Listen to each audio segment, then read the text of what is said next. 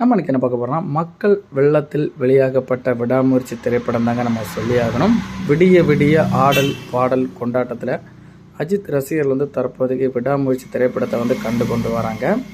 விடாமுயற்சி திரைப்படத்துக்கு காலை ஷோ கொடுக்காத நிலையில் நீங்கள் பார்த்தீங்கன்னா 9 மணி ஷோக்கு அரசு உத்தரவு கொடுத்துருக்காங்க. அதனைத் தொடர்ந்து நீங்கள் பார்த்தீங்கன்னா முந்தின நாள் நைட்லேருந்தே தொடங்கி காலையில் 4 மணி முதல் வரைக்குமே நீங்கள் பார்த்தீங்கன்னா திரையரங்கு முழுவதுமே ஆட்கள் நிரம்பப்பட்டு காணப்பட்டு, ஏன்னா 2 வருடங்கள் கழித்து அஜித்தோட திரைப்படங்கள் தற்போதைக்கு வெளியாகுதுங்க. கிட்டத்தட்ட 750 நாட்கள் ஆகிடுச்சு தாங்க நம்ம சொல்லியாகணும்.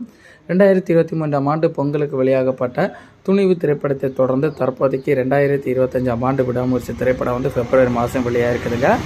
இது அஜித் ரசிகர்கள் ஒரு பெரிய ஒரு ட்ரீட்டாகவே இருக்குதுங்க. 250 கோடி பட்ஜெட்டில் திரைப்படம் உருவாயிருக்குதுங்க. 2024ஆம் ஆண்டு லைக்கா நிறுவனத்துக்கு எக்கச்சக்கமான திரைப்படங்கள் ஒரு லாஸாகவே அமைஞ்சுதாங்க நம்ம சொல்லியாகணும். அதே ரீதியில் 2025ஆம் ஆண்டு நல்ல வசூல் பெறுற திரைப்படமாக அவங்க இது பண்ணியிருக்காங்க. அந்த ரீதியில் விடாமுயற்சி திரைப்படம் அவங்களுக்கு வசூல் ரீதியாக வெற்றி கிடைக்குமா இல்லைன்னா நம்ம வெயிட் பண்ணி பார்த்தா தாங்க தெரியும். கிட்டத்தட்ட 225 முதல் 250 கோடி பட்ஜெட்டில் விடாமுயற்சி திரைப்படம் உருவாயிருக்கு குறிப்பிடத்தக்கதுங்க.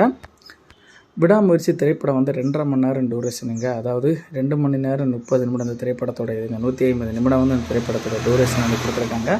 அது மட்டும் இல்லாமல் இந்த திரைப்படத்தோட முதுகெலும்பே பார்த்தீங்கன்னா அனிருத்தோட இசையமைப்பு தாங்க நம்ம சொல்லி ஆகணும். அனிருத்தோட இசையமைப்பு பெரிய லெவலுக்கு பேசப்படாமல் இருந்தாலுமே அந்த இசையமைப்பு எங்கே போடணும் அந்த ரீதியில் அவர் போட்டிருக்காருங்க. தீ மியூசிக் 2 சாங் தான் மொத்தமாகவே இந்த திரைப்படத்துக்கு கொடுத்துருக்காங்க. அது மட்டும் இல்லாமல் அஜித்தோட நடிப்பாக இருக்கட்டும், திரிசாவோட நடிப்பாக இருக்கட்டும், சூப்பராக அவங்க 2 பேருமே நடிச்சிருக்காங்க. அது மட்டும் இல்லாமல் ரெஜினா கசன்ட்ரா மற்றும் அர்ஜுன் எவ்வளோ நடிச்சணுமோ ஆக்ஷன் கிங் அவர்களுமே நல்ல ரீதியில் பெர்ஃபார்மன்ஸை கொடுத்துருக்காங்க. அஜித் குமார் அவர்கள் அர்ஜுன் அப்படின்னு சொல்கிற இது கேரக்டரில் நடிச்சிருக்காங்க. அர்ஜுன் சர்ஜாவாக ரசித் அப்படி சொல்கிற நேமில் அவங்க நடிச்சிருக்காங்க. ஆக்ஷன் கிங் அவர்கள் ரசித் சொல்கிற ஒரு இதில் நடிச்சிருக்காங்க. அதனைத் தொடர்ந்து கயலாக திரிசா கிருஷ்ணன் நடிச்சிருக்காங்க. ரெஜினா நீங்கள் பார்த்தீங்கன்னா ரசித்துடைய மனைவியாக தீபிகா அப்படின்னு சொல்லிட்டு டீப்ஸ் அப்படின்னு சொல்கிற ஒரு இதில் ரெஜினா கசான்ட்ரா நடிச்சிருக்கிறது குறிப்பிடத்தக்கதுங்க. மைக்கோலாக ஆரவ் நடிச்சிருக்கிறது குறிப்பிடத்தக்கங்க. அது மட்டும் இல்லாமல் எக்கச்சக்கமான நடிகர்கள் இந்த திரைப்படத்தில் நடிச்சிருக்காங்க. அவங்களுக்கு சின்ன சின்ன சீன்கள் தாங்க இந்த படத்தில் கொடுத்துருக்காங்க.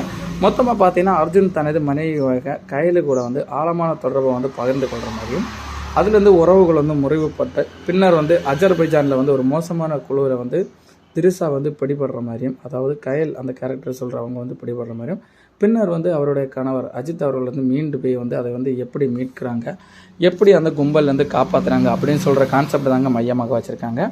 ஃபஸ்ட் ஹாஃப் ஃபஸ்ட்டு கதை புரிகிறதுக்கே கொஞ்சம் ஸ்லோவாக போச்சு அப்படின்னு சொல்லியிருந்தாங்க.